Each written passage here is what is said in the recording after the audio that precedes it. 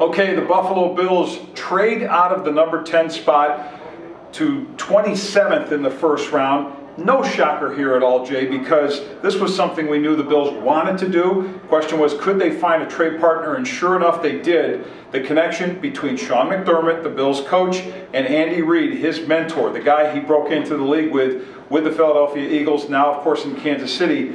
And a great deal, it seems to be, in terms of what the Bills got out of this. Yeah, that being a third-round pick this year, Kansas City's first, of course, at number 27, and then the big carrot is the 2018 first-round pick for the Chiefs.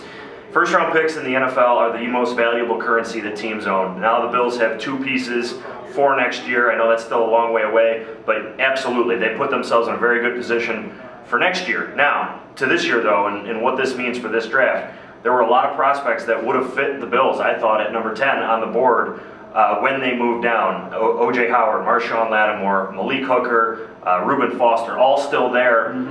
You know, we'll see. They moved down pretty far here, down to 27. Moving down 17 spots is a drastic move. Maybe they still try to get back up, move up if there's somebody that, you know, continues to slide down. But right now on the surface, I think they accomplished their goal. They got themselves another top 100 pick in this draft in this draft class, gave themselves some valuable currency for next year. Yeah, and the value judgment you have to make if you're the Bills is, would that player you picked at 10 be more valuable to you than the additional picks that you would have for this year and of course for next year? I think getting that third was a big deal, not giving them 8 picks currently, and then of course you mentioned that first for next year, which is supposed to be a much better quarterback class than this year. So having that extra first rounder could factor into that. Even if Kansas City winds up with a low first round pick that the Bills end up with, and you don't know how that's going to play out, but it's still something that can be packaged with trade and whatever to allow the Bills in position perhaps to make sure they get the quarterback they want next year, if that's the way they go.